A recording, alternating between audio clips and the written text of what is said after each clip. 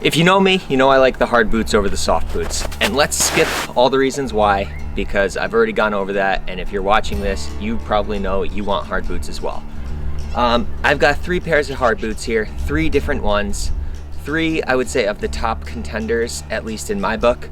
The first being the newest and probably what everybody's looking at, the Phantom Slipper. I've also got the Denafit TLT6. And I've got the Dynafit Winterguide. Custom, how I customized it. If you want to learn more about how I customized it, check out my other video. The past couple days, I've been able to borrow my friend's TLT6 and Phantom Slipper and ride some cool lines up in the Chugach Range outside of Valdez, Alaska. This is not exactly a direct comparison to my Dynafit Winter Guide because these conditions are way different than what I typically ride back east. I'm typically riding crappy snow, ice, chundry stuff, you know, logs, rocks, crap, everywhere. Just not good conditions. We were super lucky and had nice powder every day that we rode. So take everything with a grain of salt, but here we go. First, let's start with the Winter Guide. This is the Dynafit Winter Guide. Fully modified to how I liked it. The pros to this are it's a pretty solid hard boot. It edges well.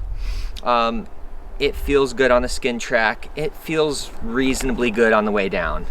If I have to be completely honest, I would say that this boot skins great, but does not ride great. You really do sacrifice some of the ride quality with this boot specifically. Although I do still prefer it over soft boots absolutely for the uphill. The downhill, it really does depend. I don't always like the ride as much as I would like, although after all the modifications I've made to it, it has gotten to a point where it's very comparable to a stiff soft boot. So yeah, it's a good boot. It took me a while to get to the point. Yes. Okay. This is the Denafit TLT6 AT ski boot. Completely not modified. This does have the carbon upper cuff, so keep that in mind because they did make different versions of this. This boot is currently not on the market as far as I'm aware, so if you want to use this, you have to find it used. And the thing is with this boot, a lot of people splitboarding, hard booters, were modifying it. They were making the same modifications that I made to my Winter Guide boot on the Denafit TLT6. The difference is it uses a different type of plastic on the lower and the upper, carbon upper in this case, so completely different, not even plastic. But this is a much lighter touring boot than the Winter Guide. It has 2 buckles versus 3 buckles on it, which also makes a difference in its weight and how it performs.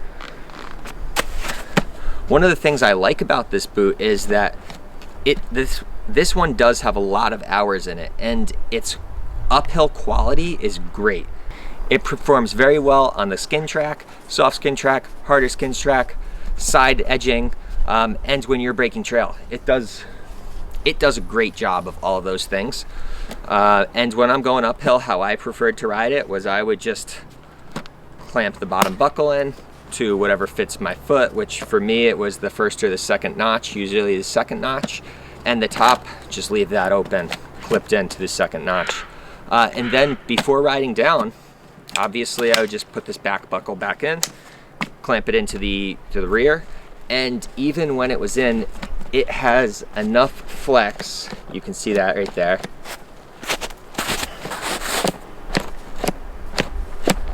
This boot has enough flex that going down, it felt very similar to a snowboard boot. If I didn't know I was wearing a hard boot, I would think that I was wearing a snowboard boot with this TLT6. And again, it's been broken out, it's been broken down, it's had a lot of hours on it, but it feels very, very good for a snowboard boot. I really enjoyed riding it. I would ride this every day. Great boot. Great boot up and down. Again, I had good conditions, but great boot, loved it. And the Phantom, the slipper.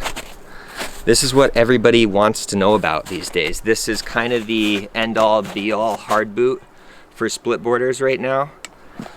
It uses an atomic backland base, and basically they added the lever lock in the rear, spring-loaded lever lock.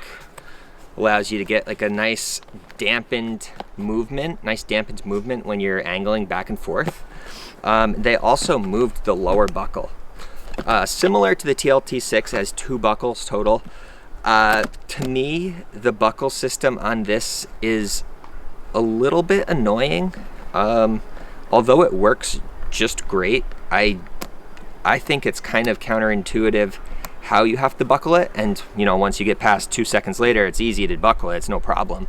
But I just don't think it's as easy to pull down how it doesn't use as much lever action as a standard buckle does. So it's a little bit more difficult to pull down. Not that that's a big deal, but something to consider, I suppose. If it's cold out, your fingers are cold, you're wearing gloves, it's, you know, who knows. But just a little bit more annoying in my opinion. The other thing with these buckles is that in the slipper, they moved the buckle up. So normally it screws in here when it's a ski boot, atomic backland boot, and here it screws in at where the cuff pivots. So that changes it up a little bit. And I don't know if I like that or not, because on the tour, when I was touring uphill, I felt this as a little bit of a pressure point. Even when I had the buckle at its loosest setting, I felt this right above my ankle. So it felt, you know, it wasn't the most comfortable uphill, but it was very comfortable still. Great articulation, as you would expect with an AT boot. All these articulate very similarly, being a pin style binding or pin style boot. But the biggest thing with this is this link lever in the back. So that you engage it on your way down. When you're skinning uphill, you just leave it in an upright position. When you're going downhill, you push that down, and that allows you to get a great dynamic range of the boot. It makes it flex extremely similarly to a soft boot, yet I would say better. So in my opinion, this thing rode absolutely the best going downhill. It was comparative to the TLT6, but better. I would say this was more comfortable on the downhill ride. For me, the TLT6 actually performed better on the uphill. And I think it was solely because of the buckle placement. For me, it was more comfortable to have the buckle lower on the foot versus above the ankle. And you can see the difference there where their placement is. And I'm sure that's different for everybody. And I know that there's probably a great reason that the guys at Phantom moved this that I should know, and I really just don't right now. But for me, like I said, I think this toured slightly better for that reason. This rode better because of this. This is the key here.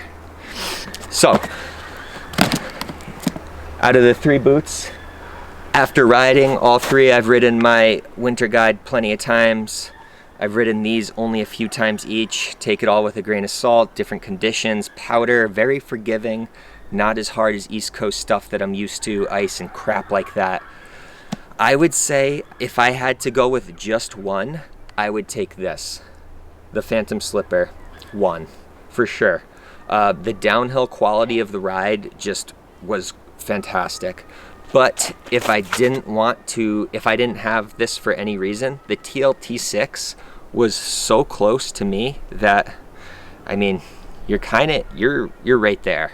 You're right there. And if this didn't have the buckle that was a little higher, I'd love to try it a little lower. If this buckle was lower, I think that this would be the winner on the uphill and the downhill. But again, uphill winner for me, TLT6. Downhill winner for me, Phantom Slipper. Overall winner, the Phantom Slipper. Great boot. Guys in Colorado are doing a fantastic job with this. Love it. Link lever. I think I'm probably, now that I've ridden this stuff, I'm gonna have to get some link levers. Yeah, hope that was helpful. You know, if you have any questions, let me know. I'll answer them as best as I can, or if I cannot answer them, the guy that rides this stuff all the time will be able to, and I will get a hold of him and get what you need. Cheers.